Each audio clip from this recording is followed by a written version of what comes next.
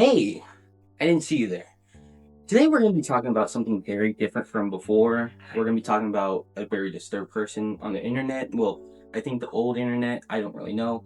Very different from our watching for random DVD horror movies or the drawing stuff.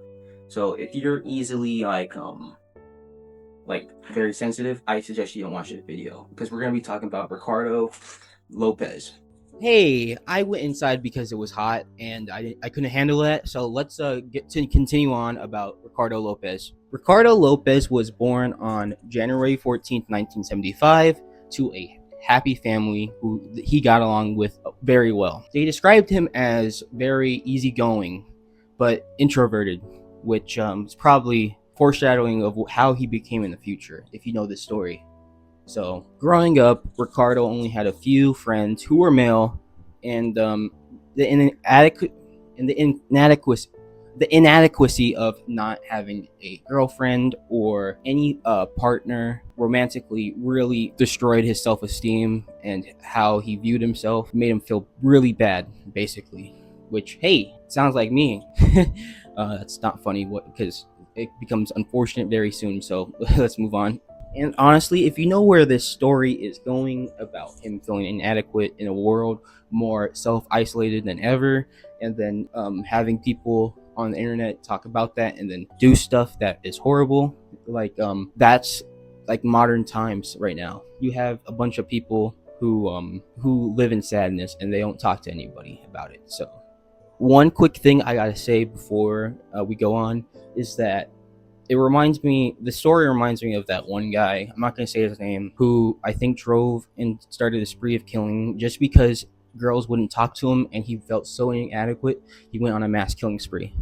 And it's weird how some people nowadays, they go on and they idolize these people because they feel the same. They recognize that they are similar to these people. But the thing is, when you become like that, you're not supposed to be like, you're not supposed to idolize people.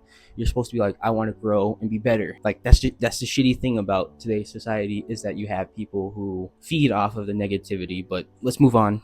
I honestly wonder what life would be if media didn't, like news didn't glorify these people by sharing their names or anything else, showing their photos, or just glorifying the horrible actions that they did.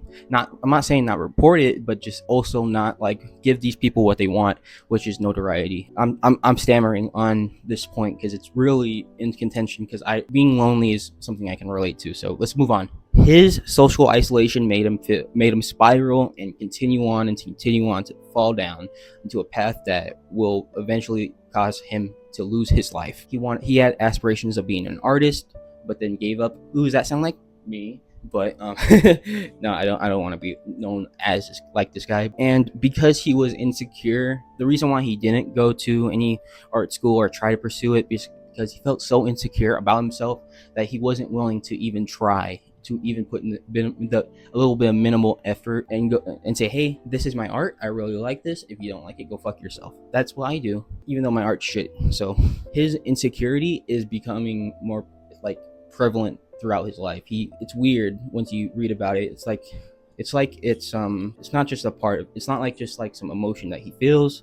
It feels like a different thing. Whenever I read about it, it's like that was him. He was his insecurities. He wasn't this grand guy, or he wasn't a multifaceted guy. He was just his insecurities. If you're so scared of getting into art school, who would allow anyone, don't ask me how, I know that, but let's continue on. Wanting a job, he went to his brother's pest control company and started helping out there. One thing I forgot to mention earlier is that in his diary, he also talked about him being diagnosed with Klinefelter. I think it's Klinefelter syndrome, where it's like he has an extra X chromosome, so it's XXY. So it causes him to not produce as much testosterone, facial hair, anything manly, or any manly feature that's obvious on a person likely has it. I think it's a 1 in 800 or 1 in 500 chance of this happening to me. Not to me, I mean to a person, sorry. I don't know how that would make me feel. I don't know if that would make me feel obsolete, but we're not talking about me. We're talking about Ricardo Lopez, so let's continue on. And also, I forgot to mention, it's like once you see others doing well and they're supposedly something that you're not, they're more manly, they're getting more girls, they're doing so all sorts of things, it's easy to feel as if you're inadequate or a lot of things. But at the same time, you have to remember you're not them. That's bullshit. Don't put yourself in that situation. You're putting yourself against top of the line guys who do douchey things and shitty things. You shouldn't want to be like these people. I don't know. You don't want to be these people. You want to be better. At the age of 17, he started to obsess over celebrities, their lives and how they would live, the fantasy of being them, being one of them, and it took over his life and how he would operate as a person, which you should never do because they have lives that are very different from yours. They have mansions and stuff, and a lot of them are fucked up individuals. So I don't understand. Well, I do understand wanting to have a better life and viewing this imaginary dreamscape of celebrityhood, but at the same time, you have to understand that's not reality. It's movies. It's not real what they're living compared to what you're living, what you're going through, and everything else. I can understand how that messes with your mind and your worldview once there are people who are very successful and getting a lot of fucking praise, and you're just like, you feel like you're at the bottom. I can understand how this messes with Ricardo a lot. I don't think I'm gonna say Ricardo anymore because it reminds me of another Ricardo. So I'm off the internet, who also suffered a tragic fate. But yeah, I'm gonna call him Mr. Lopez from now on. It's like that, like obsessing over celebrities is like that one Eminem song everybody's heard, Stan, and also the K-pop people who say they stan these people, which I don't know how to feel about you obsessing over if it's a hobby. Like I don't give a fuck. Do whatever the fuck you want to do as long as you're not hurting people or hurting animals or a lot of things. But to look at another person and say, hey, I'm gonna obsess over you, I don't really know, because I love myself too much. And when you have these people who obsess over you and are willing to kill and die for you just to like get a semblance of your semen, it's fucking crazy. It just remind me of that, how before even he made the song, there are people like that.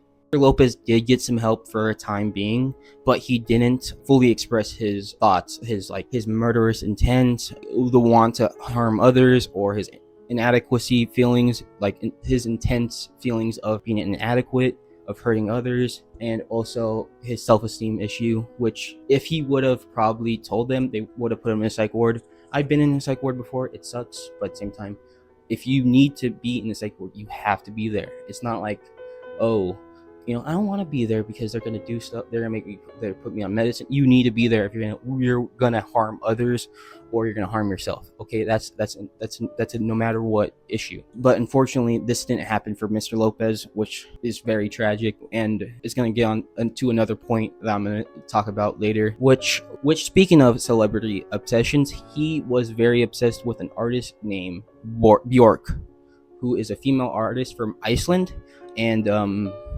I never heard of her before like hearing about this situation. She's very popular.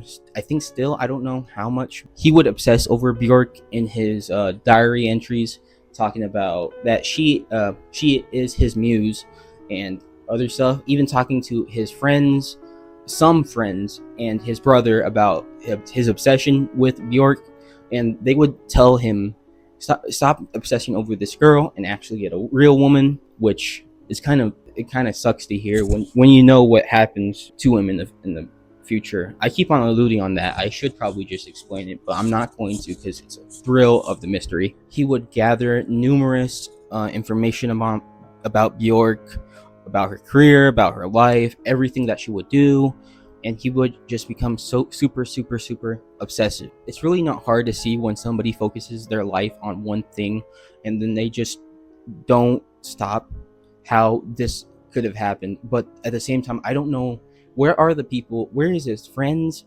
saying, hey, cut out the shit, or the others who should have just been there for him? It's really sad to think about and to read about, especially in his diary around the time. Read him, Mr. Lopez, saying about how he felt about his looks and how that made him feel he wasn't as he didn't feel adequate. He felt like he was ugly, and he would look to the celebrities or Bjork to compare beautiness and not really understand that shit is subjective. If Sniper Wolf's ex can fucking get that shit, you can get that shit from being a fat fuck. I'm just being honest. 90% of bachelors out there are ugly as fuck, are fucked up, especially the rich ones. They have fucked up lives, they've done fucked up things. There's certain files about it, but they're not gonna release that shit. But moving on, let's not talk about that right now. And now this is when we're gonna talk about the events that caused him to have so much infamy, because after he found out Bjork was dating another male musician, he just went off. He stopped writing in his diary. He bought a camera, and for 9 months, he would film himself just talking to it and planning to hurt Bjork in a way that's unforgivable. He planned to disfigure her and or kill her. He would use a thing that would project acid onto her face and do either which one, kill or disfigure her. Thankfully, the police got a hold of it before anybody could actually be hurt. Which in the videos, I'm gonna show like snippets. I'm not gonna throughout the video, I'm not gonna put audio behind it to what he's saying. It's very sad to hear somebody increasingly go insane over time and just nothing be done for them. My camera just died, but in the contents of these videos, he would talk about how he wanted to hurt her. And honestly, reading about it, there's some things I don't know are true, like him saying how he would talk about Bjork in his diaries, saying it wasn't even like sexual in nature. If you're gonna be this obsessive over her, I don't doubt your sexual in nature with what you're doing. This would all come to a head in the final video, which is titled, I don't remember. This is too exhausting to remember. I think it's actually Final Day, Ricardo Lopez, and it's basically him destroying his image as he is talking to himself.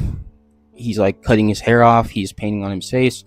I think before this, he went to go mail the package that has the contents that was going to hurt Bjork, disfigure her, but fortunately, none of that happened because as the video was going on, he shot himself in the head, and took his life, which is very sad. It's tragic. It's not like I'm saying this person is a good person and he's like, he's just misunderstood. No, he's just fucking idiot. He's stupid. If you look at not the circumstances, just how he felt, no one should feel this way. And if you feel this way, you should get help. And it sucks to read. The person who found him wasn't his family. After 4 days, it was the apartment manager who smelled something shitty. And then, the cops came and looked through his stuff, found the videos, and then thankfully got the package that was for Bjork and safely detonated it far away from anybody so it wouldn't. And yeah, that's basically Ricardo Lopez, his story and how he lived his life. I don't know how to say this, but in a way that is very humane, but he's a fucking idiot. Not saying that I can relate, but I can understand where he's coming from. From being alone most of my life and being in this room daily, it gets hard with these four walls sometimes, and just looking at this and seeing the perspective of this, it feels like this is the worst case scenario. I become insane, I do something stupid, then I take my life. I know that's selfish to look at it from perspective of myself, especially because Ricardo didn't have a life to live because of this. But another thing I want to say is, where was his family? He goes missing for 4 days and no one is there to talk to him, or no one's there for him for those 4 days, and they just suspect, oh, he's just doing his own shit. I'm guessing he became more isolated and cut them off over time, but it's just tragic to see that nobody was there for him, and that sucks. Yeah, that was the story of Ricardo Lopez. He lived a tragic and sad one, but I don't know what else to say. It sucks to listen to what happened to him and what he did to himself. Thank you for watching, and bye. If you feel like I told a good story about his life, Please try to support me by liking and subscribing. But I feel bad asking that when the subject is this story, but who cares? Fuck it. Bye. If you want to go watch something more entertaining, go watch the DVD video. But yeah, bye now.